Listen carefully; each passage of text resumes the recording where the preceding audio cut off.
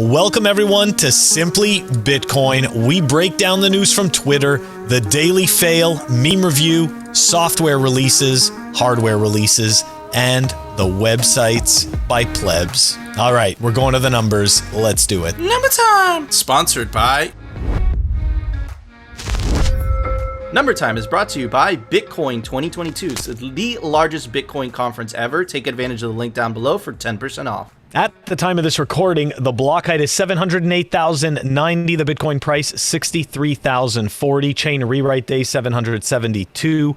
Total public lightning capacity, 3,166.25. Sats per dollar, 1586. Sorry, Moscow time, 1586. My apologies. Blocks to the halvening, 131,910. There you go. Not bad, huh? Hey, look. What were you saying? Okay, I know we don't like to dive into the candles, okay? But I had no choice because today there was a pretty epic, interesting candle that appeared on the 30-minute, which I have to show, which is this one right here. Mm-hmm. Okay, from 62,730 all the way down to 60,084. Oh, somebody got wrecked and sold that.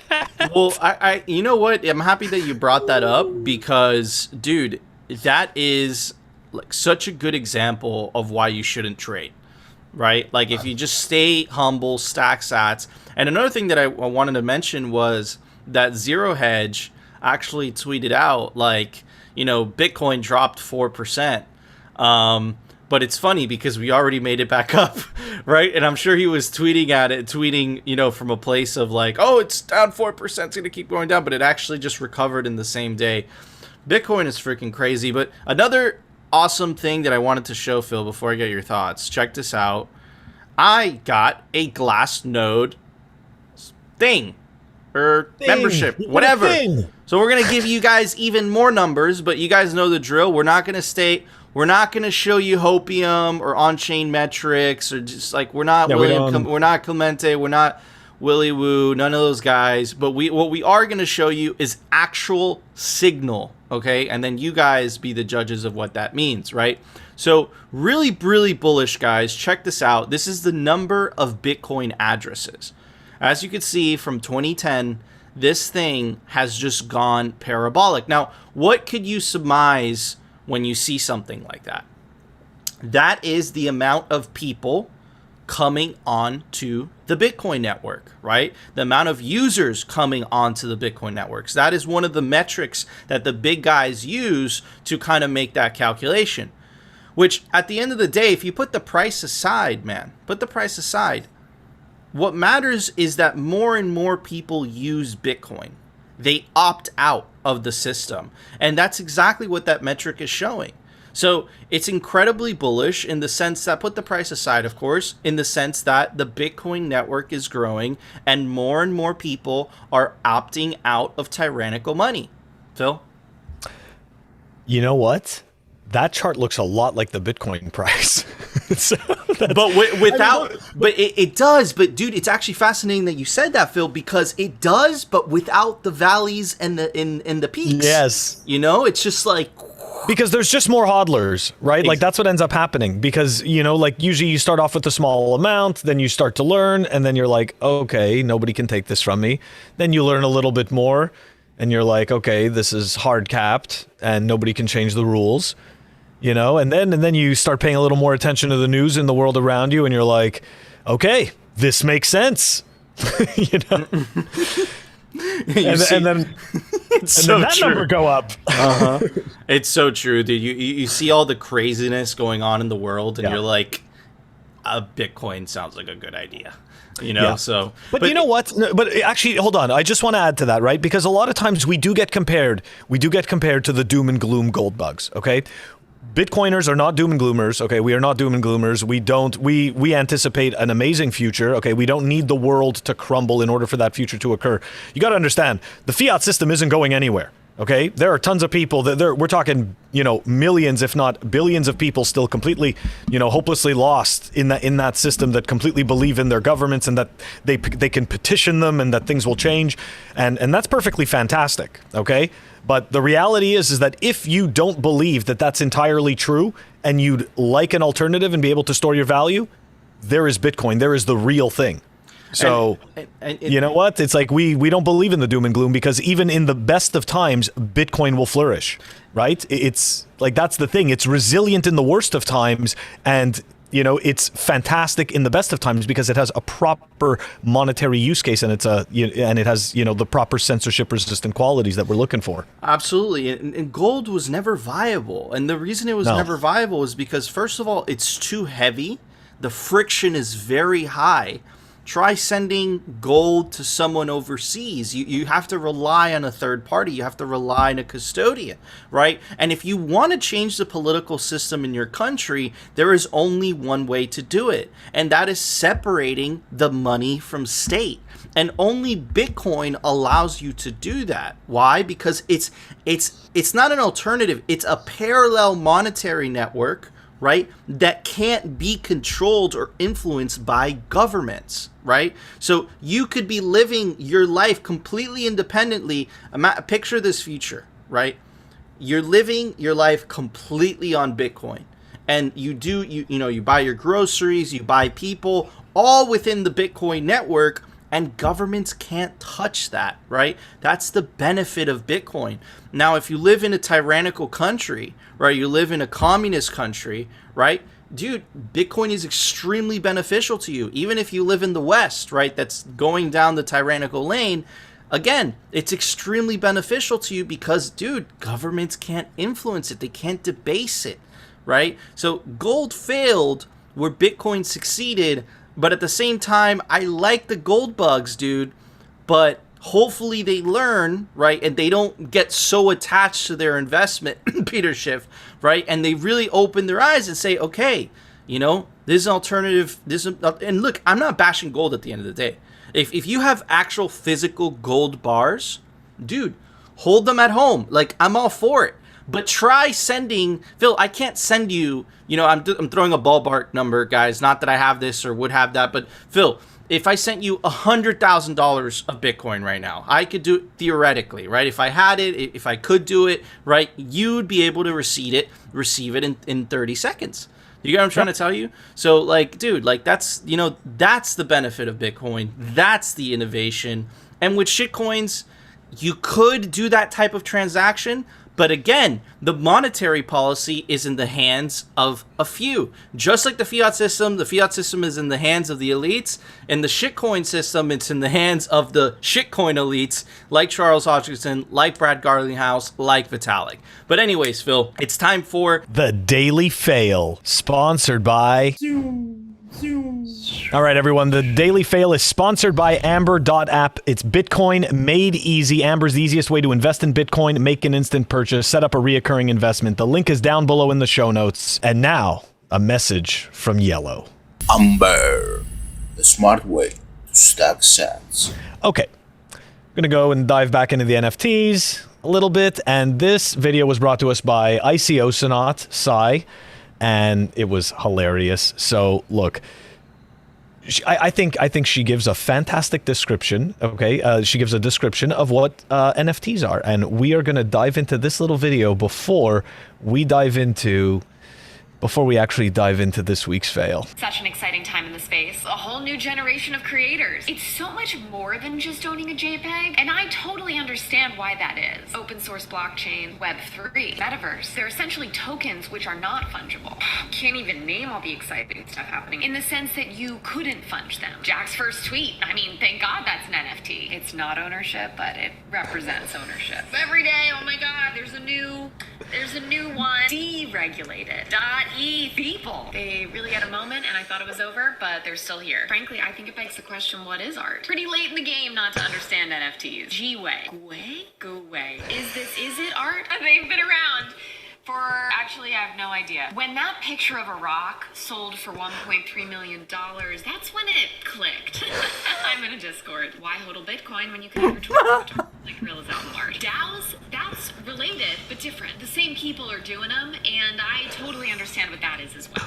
Dude. Yes. Legend. That's so funny. Legend. Like, that is amazing. Very well done. Completely. What was the Yes? original poster's name?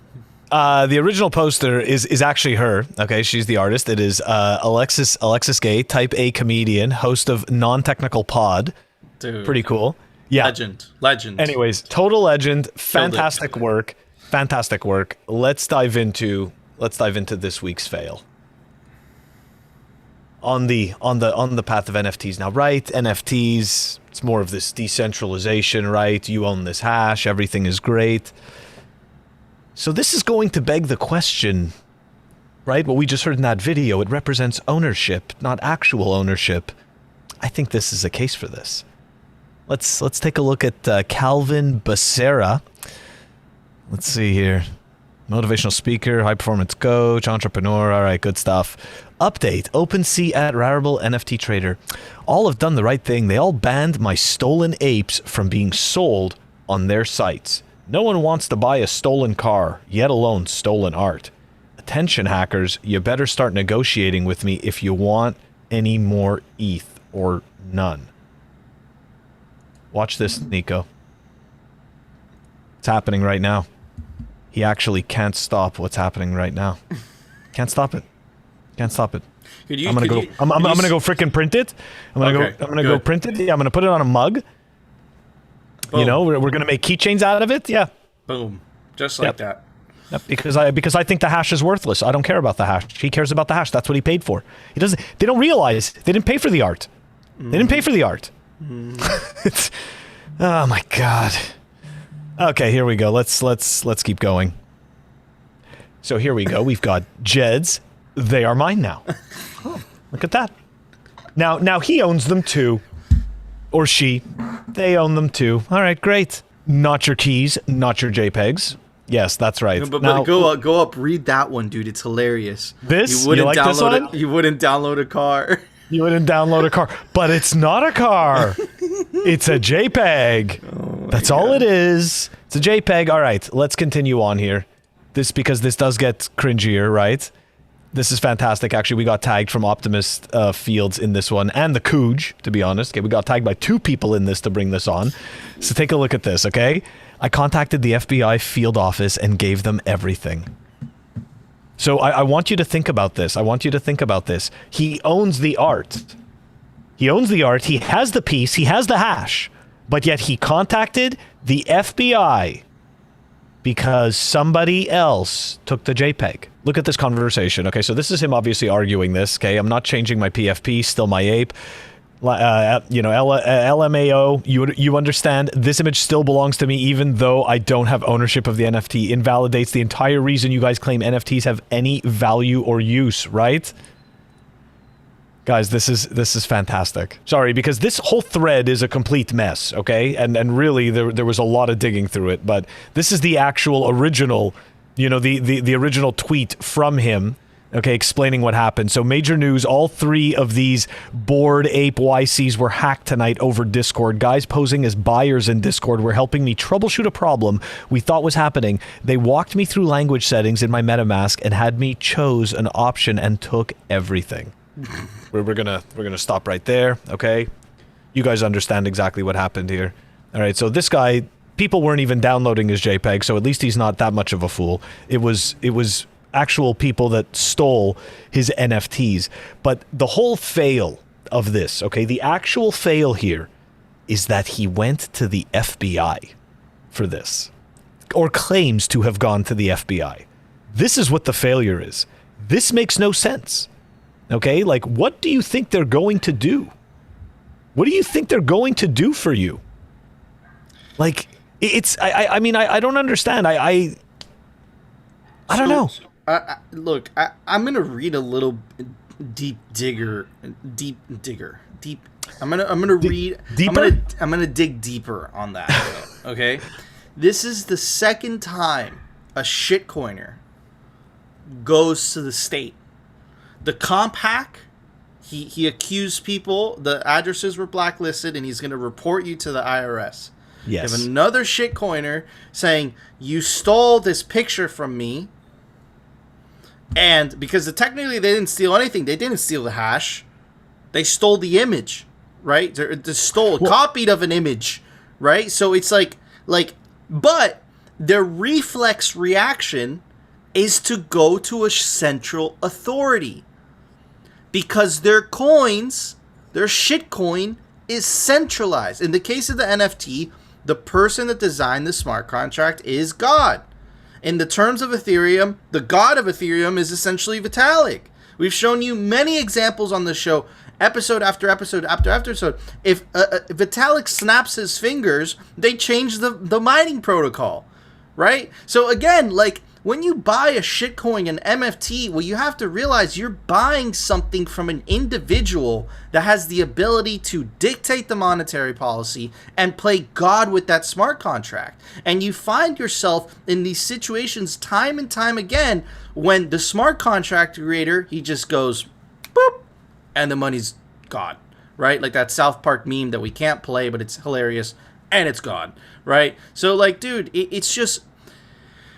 But in this case, though, like again, right? So first of all, Nico's keeping count for the people that aren't paying attention. Nico's keeping count of this, right? 2 shitcoiners have now gone to the state for help. Okay, so now we know that there's a tally going on.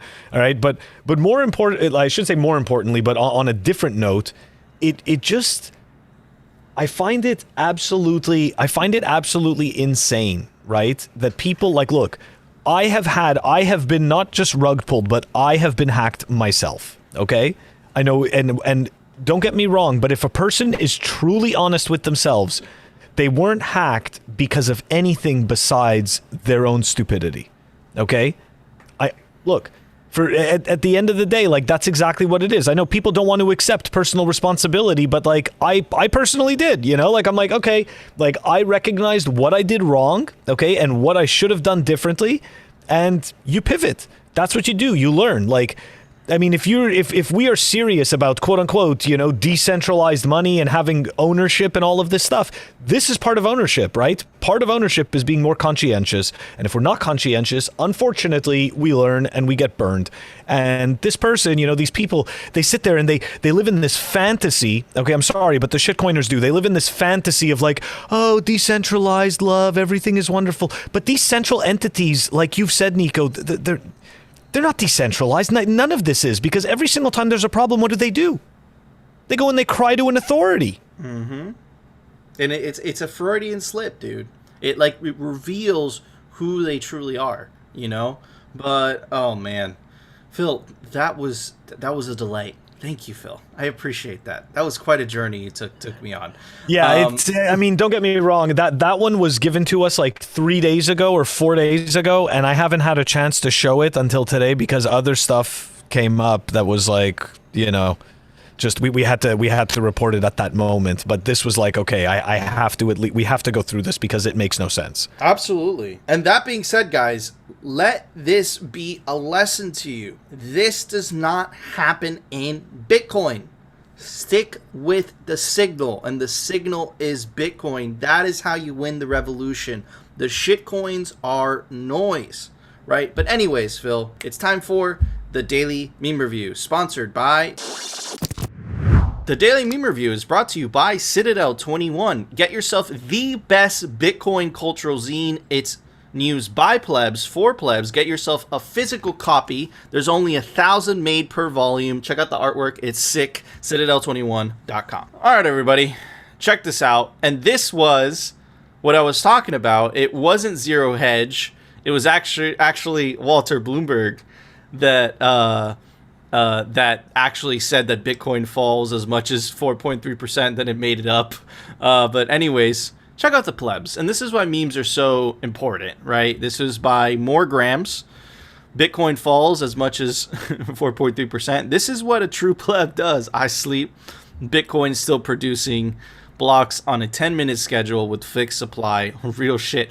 Because that is the signal.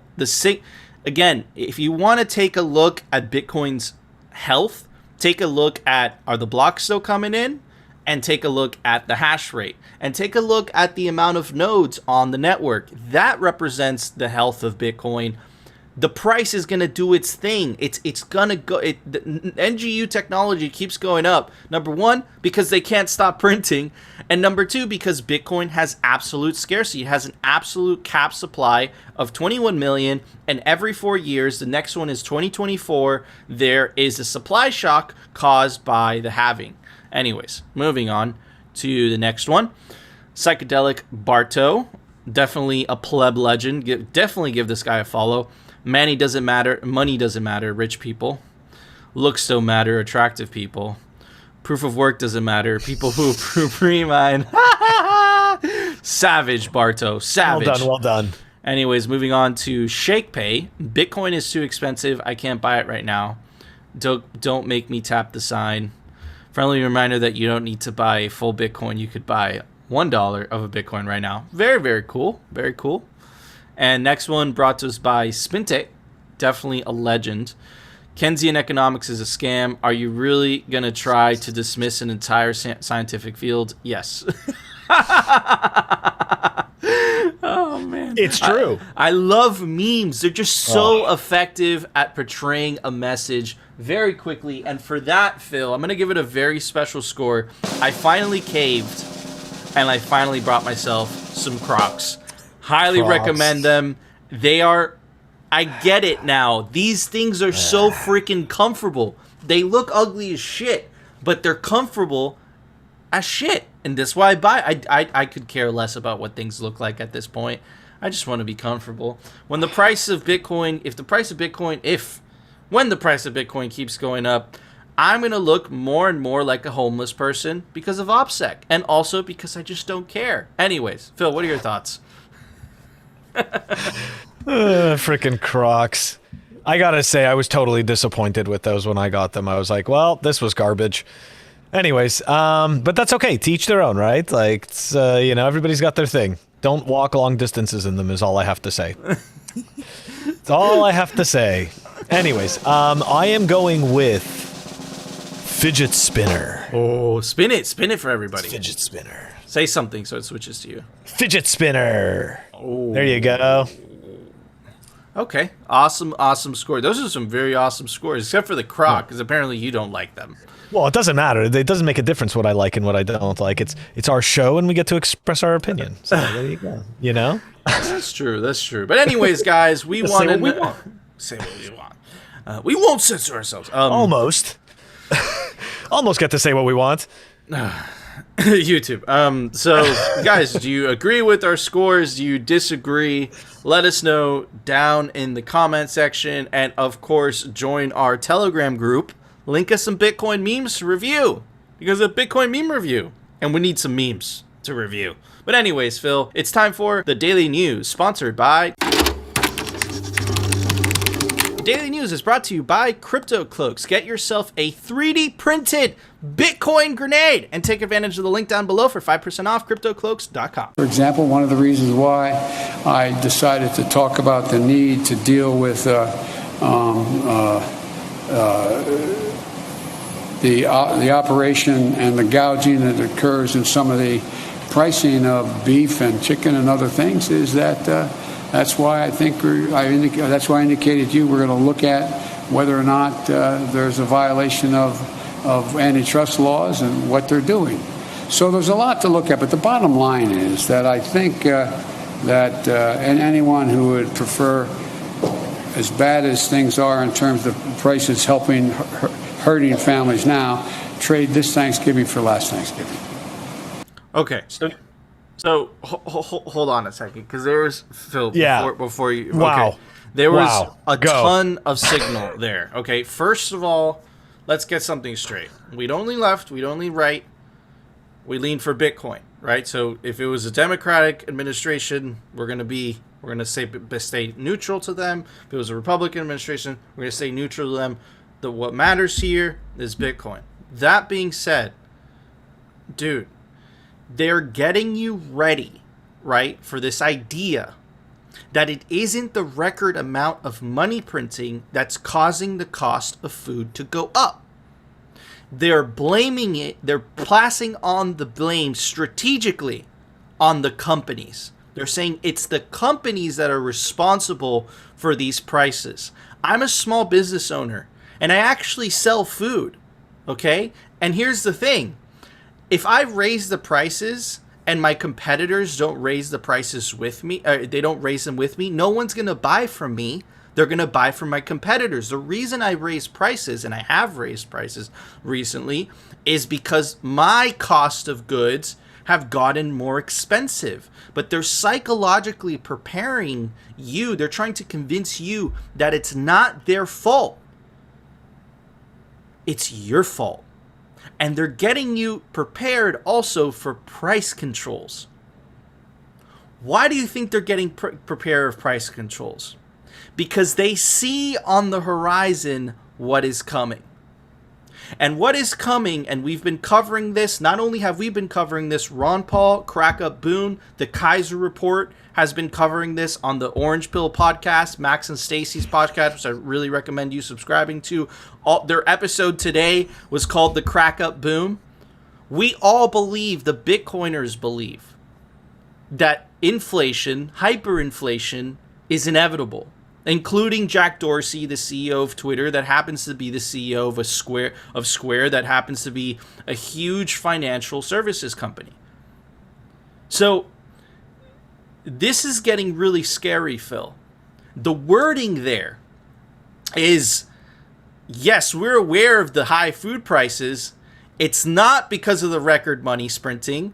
It's not because we're about to spend even the $3 trillion on more money that we don't have, that apparently won't cost anything according to them.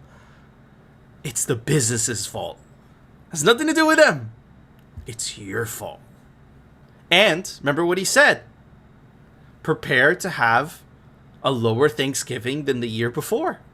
But remember, in the beginning of the year, the White House actually bragged that you're going to save money on your 4th of July lunch. Do you see how the state, the government, does not have your best interests at heart? They've been lying through their teeth about inflation, and two schmucks on YouTube have been more accurate. We've been on point about what's going to happen with inflation because they've never printed this much money before. The US has printed 30 to 40% of the total money, the total dollars in existence the last year and a half, 2 years alone. This isn't normal. And here's the thing, here's the problem that they have. And I know that we've been covering this a lot, but we were going to keep covering this a lot because we're living through a historical moment, because this time there is no more room to kick the can down the road. Phil? This whole thing has really got me thinking. 2 points I want to cover. Price controls. So what happens to the quality of goods? Like let's look at what's happening right now with the quality of the price, with the quality of goods, right? They have to drop to essentially, to essentially keep up with to try to keep up with their profit margins, right? So you have to keep lowering the quality of things, right? Skimming things more, making things thinner, making things smaller so that you can extract more and more out of it. What do you think happens when price controls kick in? It's going to get even worse, because now you can't even attempt to command a premium for a superior quality product because you're locked in. Okay, so for that, I think that's a very scary road. I don't know how that could possibly get implemented here. I feel like that would be the beginning of like a serious major civil unrest. Like I don't think people would necessarily buy into that, especially for like everyday goods. Dude, the crack up boom, dude. I know. We are in a fourth turning, dude. I'm telling you. It's true. I'm telling you, like, Phil, things are going to get nasty. And, when things get nasty, governments become more totalitarian. They're already not taking responsibility themselves.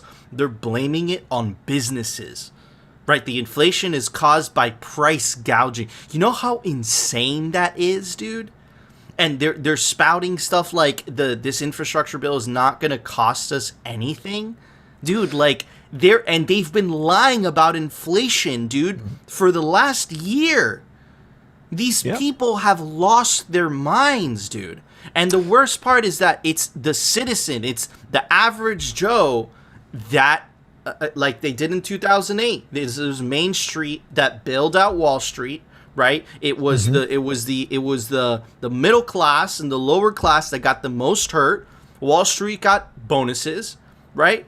But this time, guys, it's different. Thanks to Satoshi, there's a way to opt out.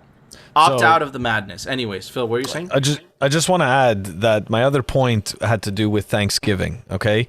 He essentially is trying to get you, so what's happening is that, I don't know if that's like a lowballing method. It is. But essentially he's like trying to tell you.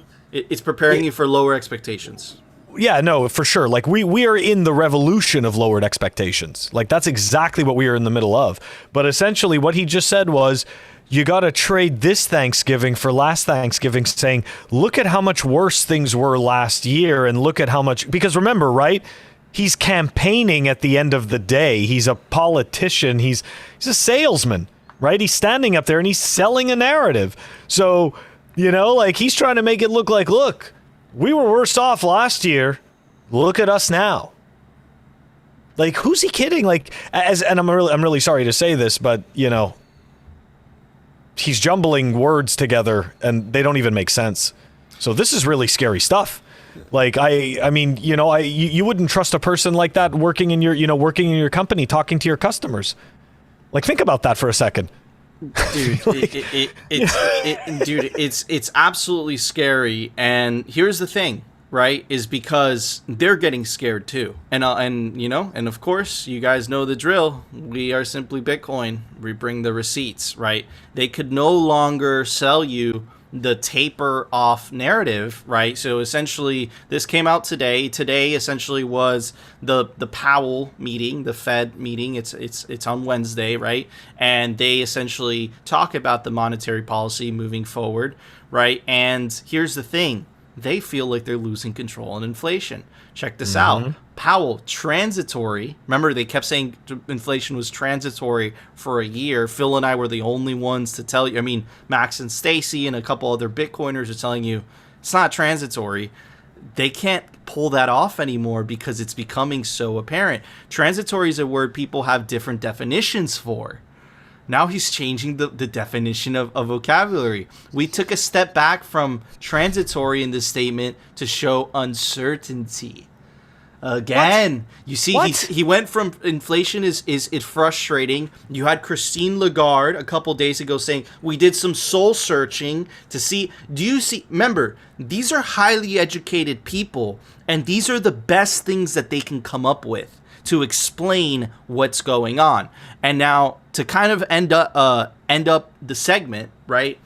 This is what came out today. This is from the Financial Times, highly reputable source. Fed, it's like the tippity top of the fiat propaganda machine.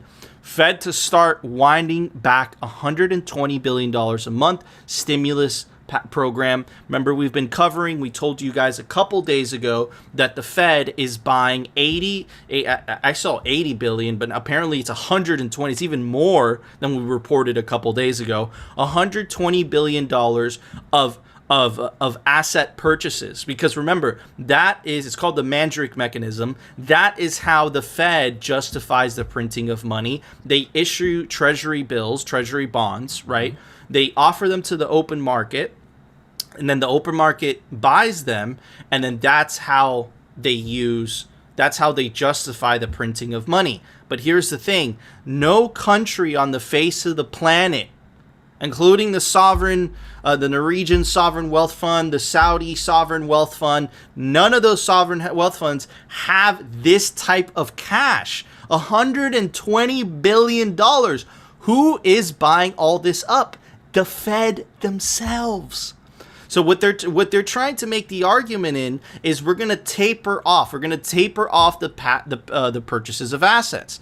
And to read a little bit from the article, the Federal Reserve said it would begin scaling back its massive $120 billion monthly bond buying program this month, a critical milestone for a U.S. economy that is recovering from the pandemic and contending with surging inflation. There's the signal, ladies and gentlemen. You see, Biden is telling you one thing, right? He's telling you, oh, the chicken and the steak, it's from you know, it's from the gouging.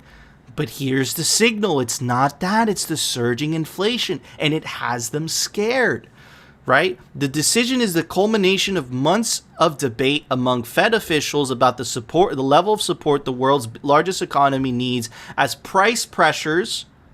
Remember, Biden is telling you that it's the company's fault, but here it's telling you the price pressures begin to extend beyond the sectors most sensitive to post-pandemic reopening. That means that businesses that weren't hurt by the pandemic lockdowns are now feeling the pressures of inflation. You see the difference? This is the narrative. Here it's starting to come out with the truth because this is a financial, publication. And here's the signal, guys. The move corresponded with abrupt actions by a number of central banks around the world to tighten monetary policy, including the Reserve Bank of Australia and the Bank of Canada. The signal here is abrupt. It's abrupt because they are losing control. Yellen is telling you, you're not seeing this. Biden is telling you it's the company's fault. It's not the record amount of money printing. This right? We're not going to tell you like Max and Stacy, like Ron Paul, but this may end up in a crack up boom, and the fiat system as we know it disappears. And then they'll try to migrate to a central bank digital currency system in a monetary reset, right? We're heading into dire straits. This is absolutely insane, and they can't stop it. And the reason they can't stop it, and we've been explaining this, and we're going to keep explaining this so you guys understand the point, is that if they taper off, the economy and the fiat system as we know it collapses. But if they keep printing, massive inflation. So let's see what they do. We don't believe them. Stacey and Max doesn't believe them. Ron Paul doesn't believe them. Jack Dorsey doesn't believe them. Crazy stuff. If they taper off, the US economy is going to collapse. And it will bring down the world's economy with it because the US is the world reserve currency and all these banks are so interlinked. We showed a graph yesterday. Dude, all the central banks have crazy amount of assets on their balance sheet. So they're all in the same pickle. And now they're trying to slow it down. But the thing is, to use Max Kaiser's words, you can't taper off a Ponzi. Phil? So that's the crux of the matter, so this is what I think. I think they will taper off. They will cause, and they're going to try to raise interest rates. That's going to cause the economy to come to a screeching halt. Okay. And then they're going to allow some pain to happen. There's going to be some pain because you have to remember something, right? You create pain, you create confusion, and then you come in and you provide a solution. And this will enable them to print even more than they've ever printed before. So I'm sitting back with the popcorn and I'm watching and I'm waiting. And you know what? Let them taper off, man. Let them taper off. Look, if they raise interest rates, they strangle themselves. Okay? If they taper off, they strangle themselves. If they continue to print, they strangle all of us. So Nico, you tell me. What do you think is most likely? Who do you think they're going to strangle? Do you think they're going to make their jobs necessarily harder? No, they're going to make our lives worse. When you're at the top of the money spigot, who cares about how much you're inflating, right? You always have access to the peak value of that money at the time. It's all of us. They're going to try to save themselves. That's what they're going to do. But anyways, Phil, there was an open source software release today. Why don't you tell everybody about it? Software releases. software releases is brought to you by CipherSafe.io. Check them out. Physical stainless steel products to help you protect your Bitcoin from various modes of failure. The link is down below in the show notes. All right, everyone, we've got grapheneos, right? And that's an OS for your Android, I believe, for like a Pixel 4 or a Pixel 5. Anyways, yeah, that kind of gets you untethered from Google and evil Apple. Anyways, they're both evil. Okay, we've got version 20211022020 that was released, and it's down below in the show notes. Awesome, thank you, Phil. All right, guys, that was our show. If you enjoyed the show, you know what to do. Smash that like button.